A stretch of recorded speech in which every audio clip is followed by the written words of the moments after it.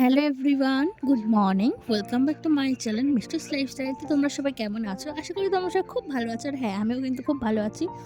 But ভালো থাকলে কি হবে, আমার মনটা একদমই ভালো নেই। কারণ আমার মা কদিন আগেই কিন্তু ওটি হয়ে বাড়িতে এসেছে। সেই জন্য সকালে কাজকর্ম থেকে মায়ের ব্রেকফাস্ট থেকে শুরু করে মায়ের দুপুরের লাঞ্চ সবটাই কিন্তু আমাকে একা হাতে করতে হয়।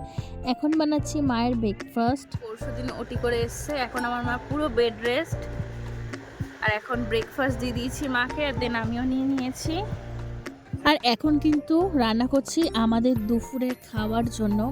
আর মায়ের রান্নাটা তখন দেখলেই যে কই মাছের আদা জিরে বাটা দিয়ে ঝোল করেছি, আর মাকে কিন্তু আমি কোর খাওয়াচ্ছি। দেন এখন কিন্তু আমি যাচ্ছি আমার যে গাড়িটা অ্যাক্সিডেন্ট হয়ে গেছে, সেই গাড়িটা এতদিন শোরুমে ছিল, সেই গাড়িটা আনতে যাচ্ছি। চলো দেখতে থাকো।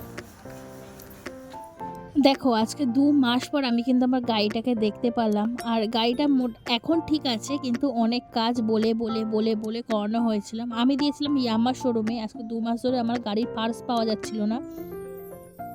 চলে এসেছি শোরুমে গাড়ি। আমাকে বলেছিল আমার গাড়ি রেডি, তাও রেডি হয়নি। তারপর গাড়ি নিয়ে বাড়ি চলে গেলাম।